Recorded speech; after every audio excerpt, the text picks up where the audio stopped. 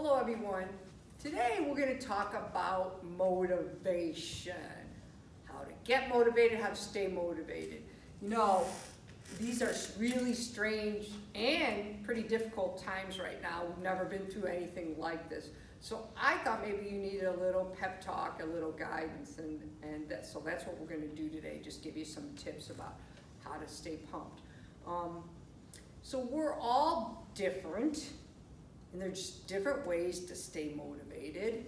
And we have different reasons, and we all have kind of unique personalities. So what keeps me motivated isn't necessarily what's going to keep you motivated. So the tips that I give you, just pick out the ones that you like, that you think will start that fire burning in you and keep it burning.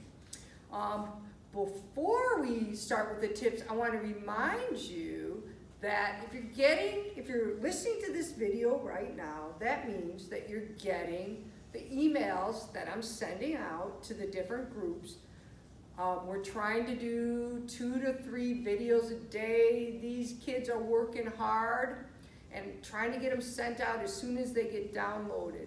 Let's say it's the afternoon, you've already worked out a little, or maybe you haven't, it's the weekend and you just don't feel motivated. Remember, you can go to your YouTube app, which is gonna look like this, on your computer, on your phone, on your iPad.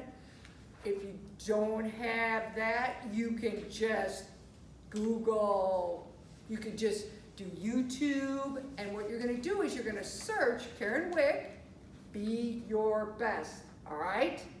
And when you click onto that, it's going to give you, right now I think we're at number 50, 51 maybe, videos. Now all these videos are labeled, and they're labeled as to what body parts we're working.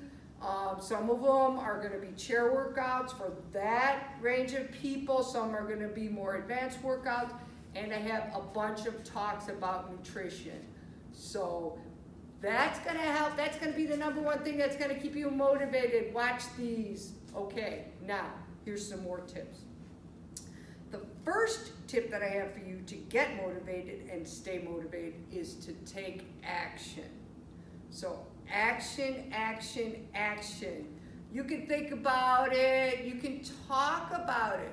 You can sit there and even sit in a chair and watch my videos, but until you take action, you're not gonna feel the energy. So action is what's creating the energy. Energy is what you need to get going, to want to do it. So action, think action.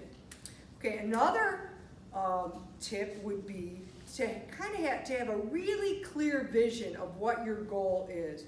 And by goal, I mean what your health and fitness goal is. And you need to know why you want that. It can't just be, hey, I want to lose weight. Well, why do I want to lose weight? And there could be many reasons for that. That could be, I'm going to be in a wedding. I want to improve my quality of life. I hope. It could be I want to be able to hang with my kids or my grandkids. There's a lot of reasons. We all have different reasons. Maybe you want to compete in an event because your friends are doing it. So what is your why? If you know your why, then that's going to keep you motivated. For me, I like to write it down.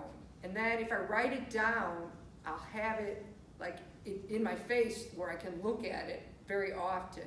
And that is the thing that's just a reminder. Why am I doing this? Why am I working so hard? And that will keep you motivated. Sometimes people get motivated by keeping an exercise log or an eating log.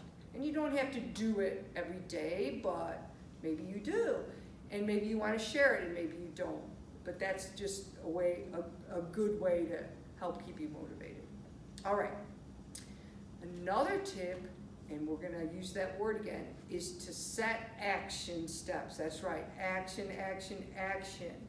So by that I mean I want to have a leaner body. Well, my action step would be to improve my eating. And to improve my eating, my action step would be to plan my meals. So you could say, I want to lose weight, but you don't have any steps to help you with that. You need to have action steps. Meal planning would be a huge action step. Another one would be, I want to gain muscle. Well, what would your step be to gaining muscle? Talking about it? Sure. But a next step would be, what is your strength plan? You need a plan. So action, action, action, have the steps. Another thing that keeps me motivated is you have to have checkpoints. So one of my checkpoints would be, I weigh in once a week. You can weigh in once a week. Maybe every second week you could measure your waist. If your goal is to lose weight, you could weigh in, you could measure your waist. What if your goal is to get stronger? Maybe once a month, I see how many push-ups I can do. I see how many dips I could do. Or I see how long I could do a plank. So you kind of have to have little check-ins, because how else are you going to know if what you're doing is working or not? So if you can see your progress, then you know how much you need to tweak. Do I need a big tweak? Do I need a little tweak? And it can help you make changes. So just having little check-ins. And those check-ins can be, again, they could be once a week, every other week, once a month, and kind of you can plan that out. That helps a lot of people. Another huge thing to keep you motivated is that you have to make activity a priority.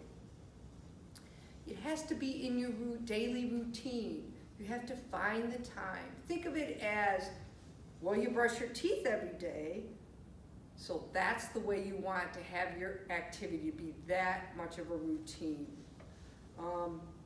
So sometimes people will use trackers for that, to help keep them motivated, to help them to move, to help motivate them to move on any given day. It'll tell you, it'll remind you, if you're somebody that has to sit a lot, it'll remind you to move every hour. You can challenge yourself with your steps. You can compete against others. That's one way. People often ask me, well, when is the best time for me to get in my activity to work out? And I always say, the best time to work out is a time that you will work out. However, if you find that the day's gone by and all of a sudden you don't have time, that means that you should get your workouts in the morning.